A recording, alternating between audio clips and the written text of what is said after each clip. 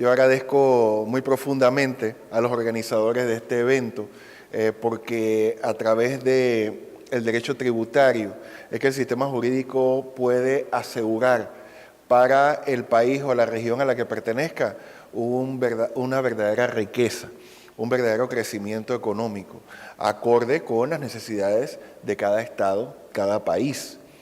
Uno de los requisitos principales para alcanzar el desarrollo sostenible es precisamente este equilibrio de dinero, este equilibrio económico, este equilibrio que parece no ser cónsono con las necesidades de la gestión ambiental. Sin embargo, es todo lo contrario. En 1992 ya estaba bastante claro para la Cumbre de Río de Janeiro sobre Medio Ambiente y Desarrollo que era indispensable un crecimiento económico saludable con rostro humano y donde todos estuvieran involucrados. Esto ya se encontraba en el informe Brundtland, capítulo 2 del informe Nuestro Futuro Común, comisionado en 1983 y finalmente listo en 1987. Con este instrumento, la Cumbre de Río de Janeiro pudo denotar que para que los países pudieran financiar sus medidas a favor del ambiente, necesitaban tener un crecimiento económico, pero diferente a los anteriores. Un crecimiento económico que tomara en cuenta a la gente. Nace el término desarrollo sostenible, precisamente tomado del ya existente en las ciencias económicas.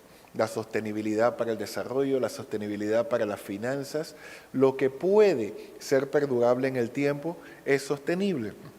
Así que las buenas finanzas y la gestión ambiental tienen esto en común. No nos llamemos a engaños. El derecho ambiental sigue siendo en un gran porcentaje derecho administrativo. Para muestra un botón, para las personas que nos visitan, les doy la bienvenida también. Y para los que estamos aquí, sabemos que no hace mucho el Ministerio de Ambiente, su antecesor inmediato tenía otro nombre, la Autoridad Nacional del Ambiente. Y recordarán ustedes que quien la dirigía era un administrador o administradora de la Autoridad Nacional del Ambiente. Esto, si fuera un acertijo, si fuera una pista, pudiéramos también inferir que se administran los recursos naturales. El derecho ambiental en sus antecedentes más inmediatos también tiene desde la segunda década del siglo XX el derecho de los recursos naturales, que a veces es parte del derecho de Hacienda también. He ahí otro punto en común con el derecho de Hacienda que está en los países. ¿Por qué? Por los recursos que pertenecían al Estado, por aquellos haberes que pertenecen a cada uno de los países. Y en la Constitución Política de la República se encuentra claramente que los bienes que pertenecen al Estado y que no pueden ser objeto de apropiación privada a menos que los mismos sean concesionados. Y ahí el artículo 257 y 258 de la Constitución enumeran los bienes. El artículo 259 establece la proyección de los mismos. Las concesiones y los negocios hechos sobre estos bienes deben ser parte del interés social del Estado panameño. Así que tenemos todo en la Constitución y desde hace mucho tiempo, desde 1941, esto se viene gestando constitucionalmente y en la Constitución actual tenemos también cuáles son los bienes del Estado. El derecho ambiental, reitero, es más que nada derecho administrativo. Es la manifestación, el derecho administrativo es la manifestación de otro derecho. Un derecho que algunos autores llaman de derecho social de tercera y cuarta generación, viene a ser aplicable más que nada a través del derecho administrativo, a través de procesos administrativos. Estarán ustedes muy familiarizados con lo que son los permisos de toda índole. Hay un permiso de agua para el agua que se utilizaría de fuente natural por un año o menos. La concesión de agua sería de 1 año y 1 día hasta 5 años, la temporal y la permanente de ahí en adelante. Estos son permisos y concesiones. Se requieren permisos para el uso y manejo de la vida silvestre también, para cualquier tipo de experimento científico sobre la vida silvestre, que son básicamente los animales, plantas y otros reinos que están vivos que se encuentran en nuestro país. De la misma manera, un permiso para una actividad, obra o proyecto está materializado en nuestro país a través de la figura de la evaluación de impacto ambiental. Todo aquello producto del reordenamiento legislativo que viene de la Ley 41 de 1 de julio de 1998, General de Ambiente, recientemente modificada a través de la Ley 8 del 25 de marzo del 2015. Son entes eminentemente administrativos los que a su vez administran los recursos naturales. No solo el Ministerio de Ambiente, tenemos todavía una autoridad de recursos acuáticos que influye mucho sobre el ambiente porque administra la gestión de la gente del mar. Tenemos un Ministerio de Comercio e Industrias con una Dirección Nacional de Recursos Minerales que administra los mismos para todo el país, así como otros entes que todos son de naturaleza administrativa. Otra manifestación del derecho ambiental es el derecho penal, menos conocido, menos abundante, pero que de una manera armónica, hablando jurídicamente, depende de una figura llamada ley penal en blanco para poder ayudar a la normativa administrativa para que se cumpla.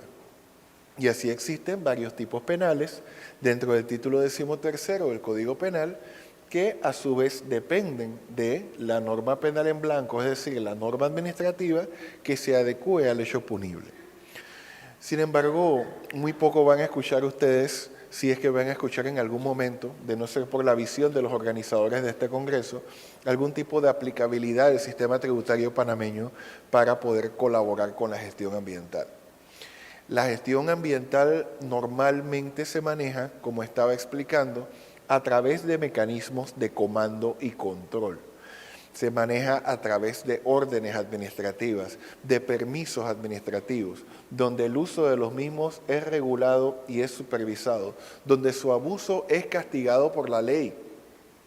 Normalmente se observa este sistema como un sistema bastante cruel, debido a que la misma gestión ambiental es reciente.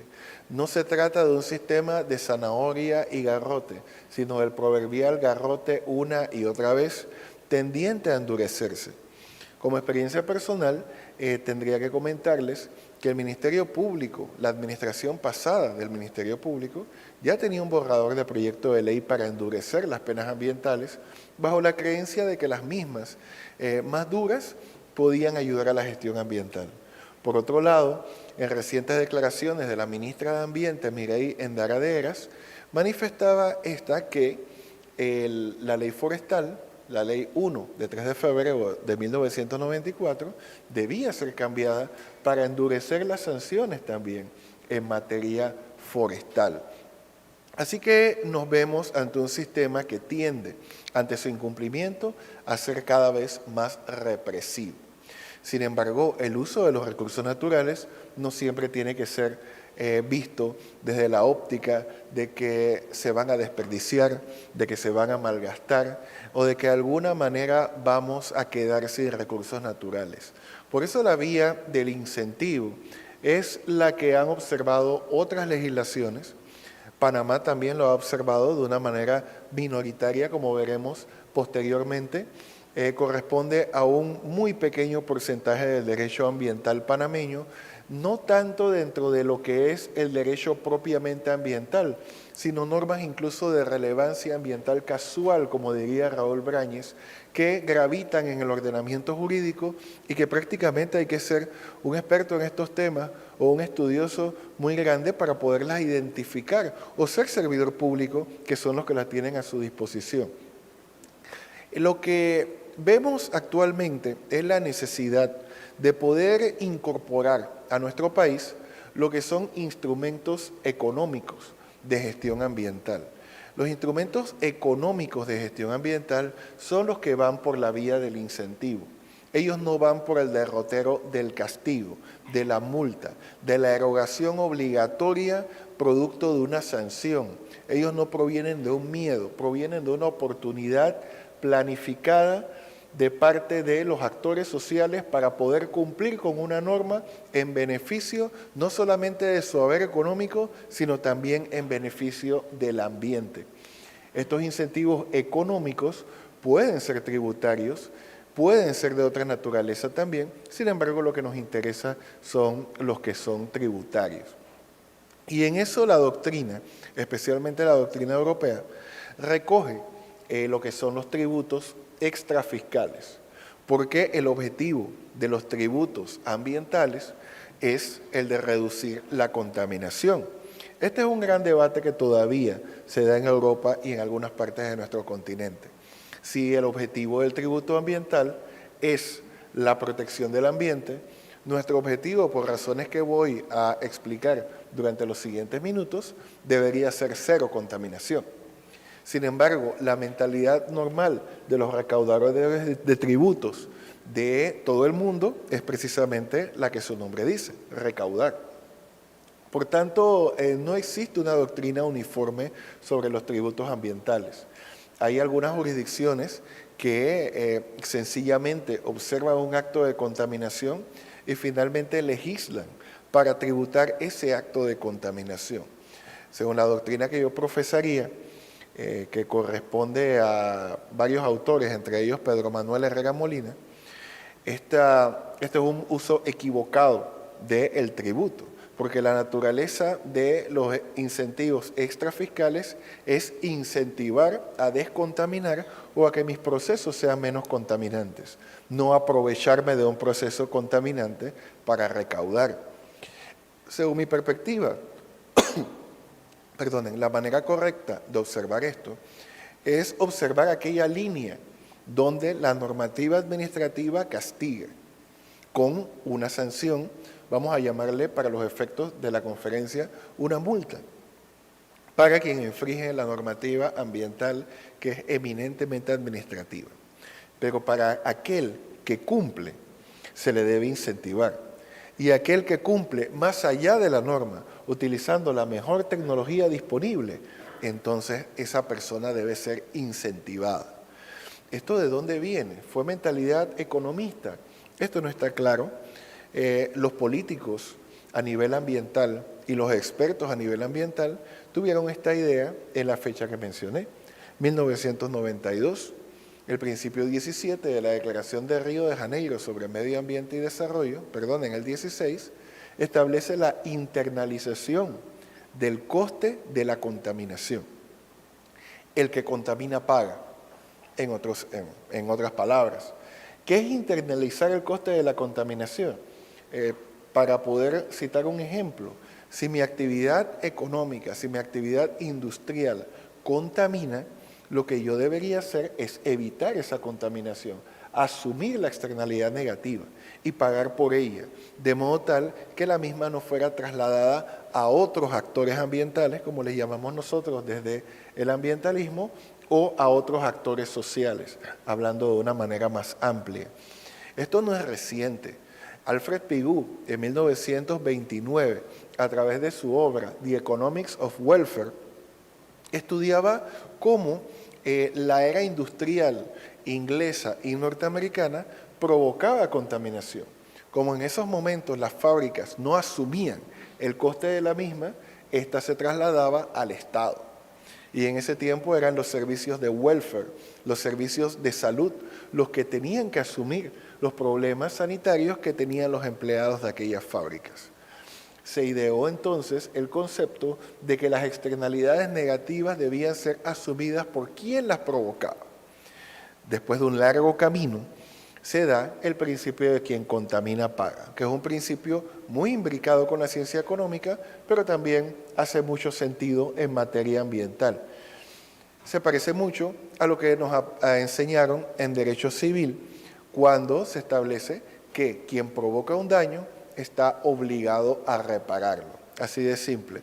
Así que por eso es muy fácil pensar que el derecho es uno solo. No importa si es ambiental, si es administrativo, si es tributario. Siempre el objetivo de un sistema jurídico va a ser el bienestar de las personas regidas por él. Así que se encuentran coincidencias.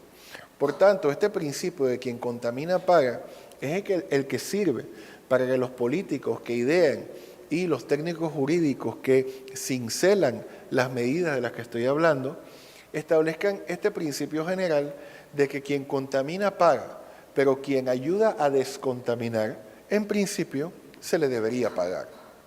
De ahí surge todo el principio de la llamada reforma fiscal verde, la cual desde hace ya décadas está tomando, a veces con ensayo y error, a veces con mucho tino, el continente europeo e incluso ciertas partes de nuestro propio continente, de una manera en donde no se puede distinguir un país desarrollado en materia de gestión o legislación ambiental si éste no tiene un equilibrio entre los instrumentos represivos de gestión ambiental y los instrumentos de incentivo, que no solamente incentivan al contaminador a descontaminar, sino que también movilizan la economía hacia gestiones menos y menos contaminantes. Por tanto, el sistema tributario es importante para poder determinar la dosis o el nivel de los incentivos, porque esta es una mano del Estado que acompaña a la otra mano represiva. Es una mano complementaria, es una mano necesaria. Se supone que quien tiene mayores elementos de contaminación también tendría las mismas finanzas para tener los elementos de la descontaminación. Y ahí surgen varias figuras. Volveremos a la República de Panamá, muy modesta en este tipo de figuras, pero que sin embargo no extraña a poderse movilizar en las aguas de los incentivos. Muchos recordarán la Ley 24 de 1992, la Ley de Incentivos a la Reforestación. La misma incentivaba a los usuarios que entraban en su ámbito para reforestar con especies de rápido crecimiento, con un doble objetivo: incentivar la industria forestal y también aumentar la cobertura vegetal en el país. Como ustedes saben, la cobertura vegetal evita la erosión del suelo, la cobertura vegetal provee de oxígeno a la atmósfera y rescata el dióxido de carbono para su propio crecimiento, además de servir refugio a especies animales y vegetales e incluso para otro tipo de actividades en el campo, servir de refugio a animales domésticos y animales de corral. Así que las externalidades positivas de esta norma de incentivos fueron muy bien vistas durante los 90. Como también algunos de ustedes recordarán, varios cultivos como la teca, la caoba africana y en el resto de Centroamérica el llamado pochote, tenían ciertos problemas ecológicos porque en lugar de utilizarse sitios ya deforestados para poder sembrar estas especies, mucha gente optó por reemplazar terreno natural para poderlas sembrar. ¿Y cuál era el incentivo que hacía que la gente volviera a este tema de la reforestación? Eran incentivos precisamente para aquellos momentos en que la inversión forestal, siendo esta tan riesgosa, siendo esta tan gravosa para quien la ejecuta, incluso para los trabajadores forestales, el hecho de estar en un bosque en distintas condiciones climáticas, el hecho de trepar árboles para poder podar las ramas de manera profesional, de modo que la madera no dañara su calidad. Está incluso establecido por la Organización Internacional del Trabajo como una de las actividades más peligrosas del mundo, junto con la minería y junto con temas radioactivos. Por tanto, no es fácil el poder encontrar la mano de obra calificada, el poder encontrar el terreno, los aditivos que no sean contaminantes para poder manejar un terreno forestal. Mucho menos aquí en Panamá, donde es una queja frecuente del sector forestal que el Ministerio de Ambiente exige un plan de manejo forestal y exige un estudio de impacto ambiental también. Los incentivos entonces comprendían los primeros 5 años, los incentivos más importantes, los primeros 5 años de la plantación para la empresa que correspondiera y podían llegar el primer año al 100% de exoneración del impuesto sobre la renta, hasta el 5.º año donde la exoneración venía siendo un 20%. existía posibilidad de que de manera contable esos descuentos pudieran trasladarse al momento en que la empresa más lo necesitara. Por supuesto que la entidad administrativa requería participación y por tanto era el entonces Instituto de Recursos Naturales Renovables, INRENARE, creado a través de la Ley 21 de 1986, el que le correspondía llevar los expedientes del buen manejo de la plantación forestal. A través de ese buen manejo y del visto bueno correspondiente es que correspondía al Banco Nacional de Panamá y al Ministerio en ese tiempo de Hacienda y Tesoro exonerar los tributos que correspondían a aquella empresa. No paraba ahí. También existían incentivos para todo lo que fuera maquinaria, lo que fueran aditivos, lo que fueran fertilizantes, lo que fuera todo lo necesario para que aquella plantación creciera. La reglamentación de esta norma, incluso en el año de 1993, al año siguiente, se estableció ya en detalle. Como también ustedes saben, estos incentivos tan importantes fueron reducidos a su mínima expresión en el año 2004, debido a que, según los que fomentaron esta política, se presentaron abusos en estos incentivos. Incluso, ahora que recuerdo, una visa de inversionista por una inversión de $40,000 en plantaciones forestales. Por tanto, estos incentivos más que nada son recordados y siguen siendo un importante caballo de batalla para la gestión forestal en el país, porque se aspira a volver a incentivos similares o incentivos incluso más fuertes debido a lo riesgosa, lo gravosa, onerosa y difícil que es la actividad forestal, especialmente que sea esta rentable para el país.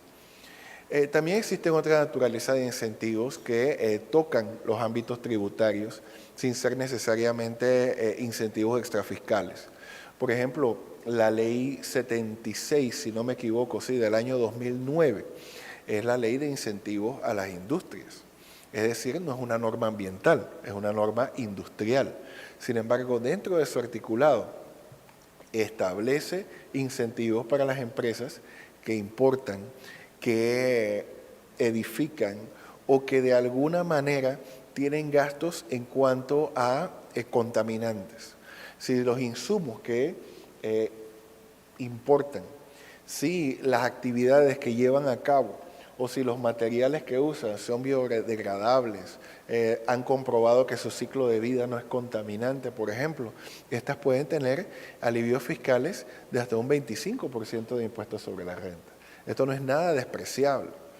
Sin embargo, el punto de relevancia ambiental que más se ha beneficiado de incentivos de naturaleza, valga la redundancia, ambiental, ha sido el energético, de calle, con mucho, 7 pueblos, como dicen en España, con el advenimiento de las tecnologías renovables. Son las distintas actividades de generación de energía, ya sea hídrica, eólica, solar o de biomasa, las que tienen incentivos específicos y varios son de naturaleza tributaria para que se puedan asentar en el país. Esto se da desde la Ley 45 del año 2004, que es una norma que específicamente en su título se llama de incentivos a las fuentes de energía nuevas, renovables y limpias. Esta norma se reglamentó finalmente a través del decreto ejecutivo, también numerado 45, pero del año 2009. Más que nada, se dedicaba a los alivios fiscales de empresas como las mini hidroeléctricas. Por eso los que siguen, por supuesto, los medios de comunicación habrán notado que durante la última década se han fomentado la creación de mini hidroeléctricas de a veces menos de 1 megawatt, a veces 5 megawatts, etc. Y las mismas se colocan de una manera bastante frecuente en los sitios donde más existe el recurso